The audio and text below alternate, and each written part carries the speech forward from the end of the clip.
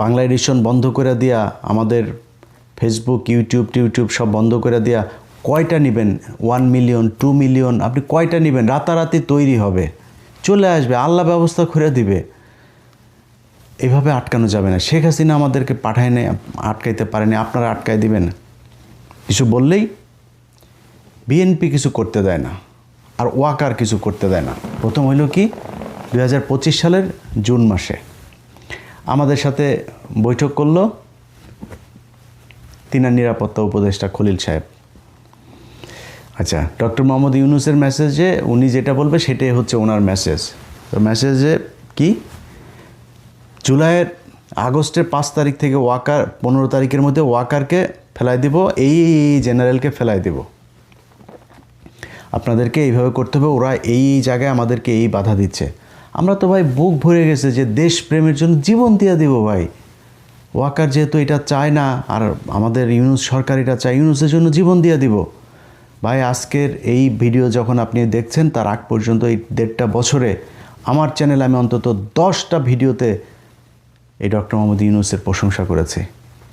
আজকে কেন ডক্টর মোহাম্মদ ইউনূসের বিরুদ্ধে গেলাম?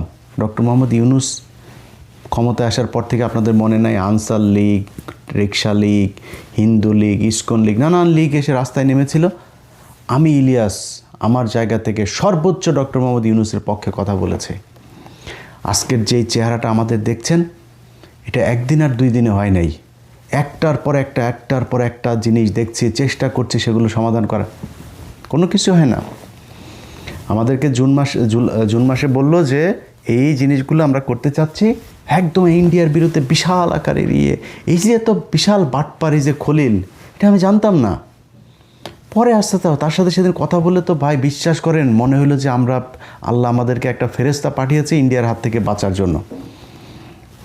কাজ করতে থাকলাম, ধুয়ে ফেললাম ওয়াকার সহ জেনারেলদেরকে। ও মা, উনি যায় দেখি অজিত দাওয়ালের সাথে বৈঠক করেন। উনি বিভিন্ন, আমি অন্তত 5 জন আমাকে বলেছেন যে তারেক রহমানের সাথে খুবই ক্লোজ যারা, এই খলিল তারেক রহমানের সাথে একটু বসতে চায়, একটু সময় চায়।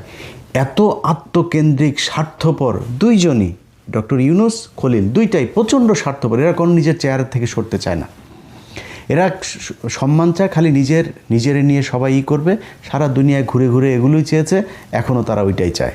ভাই, আপনাদের হাতে যেই সুযোগ পেয়েছেন, কিছু বললেই তারেক রহমান এটা করতে দেয় না, বিএনপি এটা করতে দেয় না, আর ওয়াকার এটা করতে দেয় না, সব দোষ তাদের।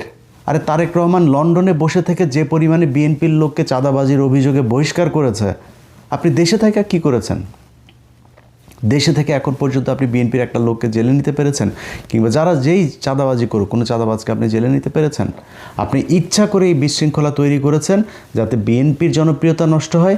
জনপ্রিয়তা নষ্ট হলে আপনার দিকে ঝুঁকবে মানুষ, আপনি একটা বিশাল কিছু, আপনার কিছু সাঙ্গপাঙ্গ নিয়ে, এই যে খোদাবক্স কয়েকটা সাঙ্গপাঙ্গ চোর বাটপার নিয়ে আপনি একটা মানে এনজিওগ্রাম সরকার বানিয়ে বসে আছেন, এটা দিয়ে আপনি দেশ চালাচ্ছেন।